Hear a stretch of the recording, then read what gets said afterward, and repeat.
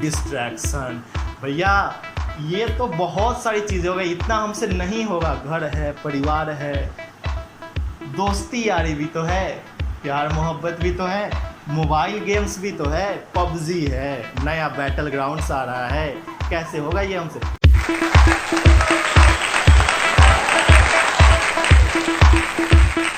Hello, this is Bob Sheikh and welcome to our YouTube channel Mahatma ji educator. तो आज के इस वीडियो में हम लोग बात करेंगे कि हमको क्लास 12th का एग्ज़ाम जो है किस तरीके से अच्छे से क्लियर करना है और अच्छे मार्क्स लाना है। ठीक है, तो ये जो हम आपको हमेशा बताते रहते हैं कि जो क्लास 12th का एग्ज़ाम है उसमें आपको अच्छा मार्क्स लाना बहुत आसान है। बिहार बोर्ड का एग्ज़ाम जो है ना आपका बहुत इजी एग्ज़ाम हो रहा है सर आजकल, जो कि 2016 कहे या फिर 2018 से आपका जो एग्ज़ाम का पैटर्न है वो बिल्कुल बदल गया है और बहुत आसान क्वेश्चन आते हैं। आपका तो 2021 में हद हो गया सर, आपका 2021 में 50% क्वेश्चन आपको छोड़ देने थे और 50% क्वेश्चन आपको बना लेने थे। समझ रहे हो ना, मतलब इसका कितना आसान हो गया है आपको मार्क्स लाना। तो अब आपको क्या करना है ना, बस अपने पेपर को अच्छे से पढ़ लेना है। मतलब जो आपका फिजिक्स है, केमिस्ट्री है, मैथ्स है, बायो है, इंग्लिश है, हिंदी है, कोई भी सब्जेक्ट है आपका, ठीक है, आपको उसको अच्छे से बस एक बार अच्छे से पढ़ लोगे, उसके बाद आपको कहीं पे भी कोई दिक्कत नहीं होने वाली है। ओके, तो बस आपको जो हम टिप्स एंड ट्रिक्स देंगे, ठीक है, जो स्ट्रेटेजी बताएंगे, अगर तुम उसको फॉलो कर लेते हो, ठीक है, अभी से तो आपको अच्छा मार्क्स आ जाएगा।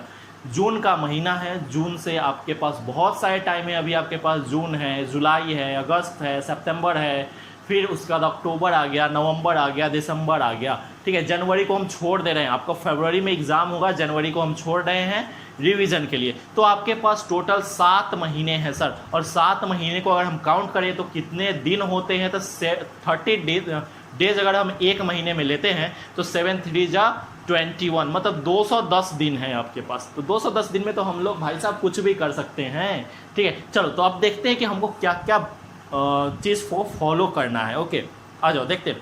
तो जैसा कि आपको सबसे पहला जो पॉइंट है बोर्ड पे आपको दिख रहा होगा, सबसे पहले तो आपको बता दे, do not depends on anyone, किसी पे भी डिपेंड नहीं रहो। Do not depends on anyone, किसी पे भी डिपेंड नहीं रहो, हम पे भी डिपेंड नहीं रहो, ठीक है, अपने जो आपके ऑफलाइन टीचर्स हैं उन पे भी डिपेंड नहीं रहो, किसी पे भी डिपेंडेंट नहीं रहो, खुद पे डिपेंड रहो, ठीक है, खुद पे। बात समझ रहे हो? चलो तो पहला point, syllabus print out now. मतलब क्या हुआ कि जो आपका सिलेबस है उसका प्रिंट आउट आप निकलवा लो अभी के अभी, ठीक है। अभी अगर वीडियो देख रहे हो तो वीडियो एंड होते ही आप जाओ और प्रिंट आउट निकलवा लो अपने सिलेबस का। इससे सबसे बड़ा फ़ायदा क्या होता है कि जो आप प्रिंट आउट निकलवाओगे तो उसमें आपको पता रहेगा कि हमको ये टॉपिक पढ़ना है, ये चैप्टर पढ़ना है। अब होता क्या है, तुम तैयारी कर लेते हो पूरे अच्छे तरीके से, तुमने लगभग सभी चैप्टर्स बना लिए, सभी चैप्टर्स बनाने के बाद तुमको तुम्हारा जो सेंटअप एग्ज़ाम होगा, सेंटअप एग्ज़ाम जानते हो ना क्या होता है? सेंटअप एग्ज़ाम यूजुअली जो है प्री बोर्ड को कहते हैं, ठीक है। तो सेंटअप एग्ज़ाम जो है आपका हो सकता है नवंबर या अक्टूबर में होगा, ठीक है, जो कि आपका प्री बोर्ड होता है, जिसके आधार पे आपको एडमिट कार्ड मिलता है। अगर तुम उसको नहीं दोगे तो एडमिट कार्ड तुम्हारा नहीं मिलेगा, ठीक है। तो वो तुम्हारा एग्ज़ाम होगा, कोई उसमें चिंता करने की बात नहीं है, सब क्लियर हो जाता है। तो तुमको वो एग्ज़ाम लेगा, तो उसमें तुम जाके एग्ज़ाम दोगे, तो तुमने उतने दिन तक, अक्टूबर तक तुमने सभी सिलेबस ख़त्म कर लिए, ठीक है। 5 बार अपने पूरे NCERT को बना लिए, 5 बार तुमने जो भी हमने बुक को सजेस्ट किया वो बुक बना लिए, सब कुछ क्वेश्चन 200-300 क्वेश्चन एक टॉपिक पे लगा लिए तुम, ठीक है, सब कुछ रट लिए। अब तुम गए एग्ज़ाम देने, तुमको पता चला कि हमने तो ये चैप्टर पढ़ा ही नहीं। अब तुम्हारा दोस्त बोलेगा कि देखो ये सिलेबस दिखाएगा, बोलेगा देखो ये चैप्टर था सिलेबस में, तुमने नहीं पढ़ा। इसीलिए हम बोल रहे हैं कि तुम जाओ सिलेबस का प्रिंट आउट निकलवा लो, और प्रिंट आउट निकलवा के आप अपने पास रखो सिलेबस, ठीक है, शुरू से लेकर लास्ट तक, ताकि आपको पता रहे कि हमको कौन कौन से चैप्टर कंप्लीट करने हैं, और टिक लगाते चलो कि हमने ये चैप्टर कंप्लीट कर लिया, ये चैप्टर हमारा बाकी है, ठीक है। सेकेंड पॉइंट है NCERT plus brilliant guest paper, ठीक है। देखो NCERT हम बोल रहे हैं क्यों, क्योंकि NCERT से डायरेक्ट क्वेश्चन आता है, और साथ में ब्रिलियंट गेस्ट पेपर क्यों बोल रहे हैं, क्योंकि आपका ब्रिलियंट का गेस्ट पेपर जो है उसमें थोड़ा सा गलती कम होता है। गलती तो सब गेस्ट पेपर में होते हैं, इसमें जो है गेस्ट पेपर में, इस गेस्ट पेपर में जो है गलती कम होता है, जिससे कि आपको क्वेश्चन बनाने में मज़ा आएगा। और जो क्वेश्चन का लेवल होता है ना, वो जो प्रीवियस ईयर क्वेश्चंस होते हैं सेम क्वेश्चन डाले रहते हैं, ठीक है। मतलब कि जो क्वेश्चन का लेवल कहें हम, तो जो बोर्ड में आने वाला रहता है सेम क्वेश्चन लेवल इसमें रहता है। और कभी कभी तो होता है कि डायरेक्ट क्वेश्चन ही पूछ देता है एग्जाम में। ब्रिलियंट का गेस पेपर का हर एक क्वेश्चन तुमको मिल जाएगा एग्जाम में। 2020 का या फिर 21 का क्वेश्चन पेपर उठा के देख सकते हो, हर एक क्वेश्चन मतलब कि ब्रिलियंट के गेस पेपर से ही है, ठीक है। अगला पॉइंट है daily syllabus breakout. Daily syllabus breakout कहने का मतलब क्या कि जो आपका सिलेबस है उसका तुम डेली एक टारगेट बनाओ। डेली टारगेट बनाने का मतलब क्या हुआ, अगर मान लो कि तुमने एक चैप्टर उठाया, मान लो इंग्लिश का एक चैप्टर उठाया, ग्रामर का नाउन, ठीक है, संज्ञा है ना, नाउन उठाया। अब नाउन में तुमको डेली टारगेट क्या बना लेना है कि एक डायरी में नोट कर लो कि आज जो है हमको उठें और आज जो है हमको क्या कवर कर लेना है कि आज हमको नाउन का 2 टाइप्स कवर कर लेने हैं, ठीक है। उसके बाद अगले दिन उठे, अगले दिन तुम टारगेट बनाओ कि आज जो है नाउन का 2 टाइप तो कवर कर चुके हैं, अब हमको 2 और टाइप्स को कवर कर लेना है। तो इस तरीके से जब तुम टारगेट बना के चलोगे तो तुम्हारा सब सिलेबस आसानी से कंप्लीट होते जाएगा धीरे धीरे। और तुमको एट द एंड ऑफ मतलब कि एग्ज़ाम, जो कि आपका एग्ज़ाम खत्म होगा, तब तुमको फील होगा कि हाँ हमने अच्छे तरीके से तैयारी किया था, इसीलिए मेरा एग्ज़ाम अच्छे से गया। लेकिन वही अगर तुम अच्छे से तैयारी नहीं करोगे तो तुम सोचते रहोगे काश हमने अच्छे से तैयारी किया रहता, काश हमने भैया की बात मानी होती, ठीक है। तो यही चीज़ फॉलो करो, अच्छा मार्क्स आएगा। नेक्स्ट पॉइंट है previous year papers chapter wise from beginning, ठीक है। कहने का मतलब क्या है भैया, प्रीवियस ईयर पेपर बना। बहुत ज़्यादा क्वेश्चन आते हैं यहाँ से सर, प्रीवियस ईयर पेपर से बहुत ज़्यादा क्वेश्चन आते हैं। अब तुम बोलोगे प्रीवियस ईयर का कैसे मिलेगा, प्रीवियस ईयर का क्वेश्चन कहाँ से मिलेगा, तो इसीलिए तो हमने यहाँ पे लिखा था सर ब्रिलियंट गेस पेपर। तो ब्रिलियंट गेस पेपर ही जो है आपका प्रीवियस ईयर पेपर ही है, ठीक है। मतलब यह कि ब्रिलियंट गेस पेपर अगर तुम ले लिए मतलब कि तुम्हारा प्रीवियस ईयर तुम्हारे पास है, ठीक है। मतलब उसमें जो भी क्वेश्चन रहता है वो प्रीवियस ईयर क्वेश्चन ही रहते हैं और चैप्टर वाइज होते हैं उसमें, ठीक है।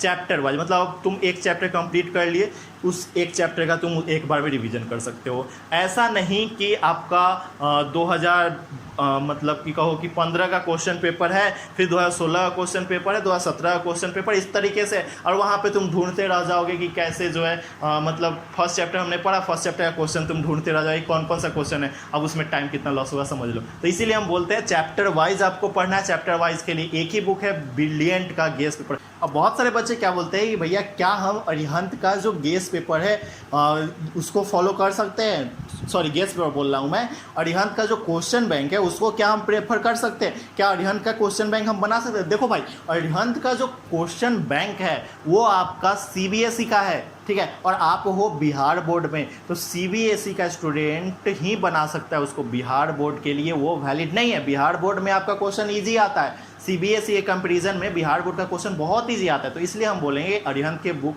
सीबीएसई के लिए आप उसको मत फॉलो करो, आपको हमने जो बुक प्रेफर किया उस बुक को फॉलो करो, बेस्ट है आपके लिए, आपकी मर्जी, आपको जो मन वो फॉलो कर सकते हो। अब मेरे तरफ से जो सजेशन है वो यही है, ओके। चलो अगला जो पॉइंट है उसमें हम बोलेंगे अटेंशन टू ऑल सब्जेक्ट्स। मतलब यह कि सभी सब्जेक्ट के प्रति अपना अटेंशन रखो।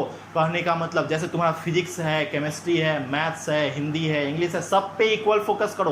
क्योंकि बहुत सारे स्टूडेंट क्या करते हैं, जो टॉपर्स होते हैं वो तो सभी सब्जेक्ट पे इक्वल फोकस करते हैं और अच्छे नंबर सब में लाते हैं, लेकिन बहुत सारे स्टूडेंट क्या करते हैं, जो एवरेज स्टूडेंट होते हैं वो क्या करते हैं कि 3 सब्जेक्ट मेन सब्जेक्ट अपने कवर कर लेते हैं, ठीक है, 3 सब्जेक्ट को अच्छे से कवर करते हैं, फिजिक्स केमिस्ट्री मैथ्स हो गया तो फिजिक्स केमिस्ट्री मैथ्स को अच्छे से कवर करते हैं, ठीक है। लेकिन होता क्या है कि आपका जो ईजी सब्जेक्ट था, जो आपका एक्स्ट्रा सब्जेक्ट था, इंग्लिश और हिंदी हो गया, ये आपका ईजी सब्जेक्ट है सर, तो इसमें तुम शुरू से नहीं पढ़ाई करते हो, लास्ट में जब पढ़ाई करने जाते हो, लास्ट के 2 महीना में जब पढ़ाई करते हो, क्या होता है कि तुम्हारा अच्छा से तैयारी नहीं होता, अच्छा से तैयारी नहीं होता, इसी कारण जो है तुम्हारा मार्क्स भी जो है कम आ जाता है। कम करने का मतलब तुम्हारा मार्क्स 70 हो जाता है, 80 हो जाता है। लेकिन अगर तुमने वही काम शुरू से किया होता तो तुम्हारा मार्क्स वो 90-95 होता। 90-95 से सोचो अगर तुम्हारा मार्क्स अभी 80 आ रहा है, 95 रहता तो 15 मार्क्स का इजाफा, 15 मार्क्स का इंक्रीज, तो 15 मार्क्स कितना परसेंट लाता है सर, टोटल परसेंट में निकाल लो, 500 में 15 नंबर कितना परसेंट होता है, ठीक है, 5 नंबर ही कितना परसेंट होता है ये निकाल लो ना,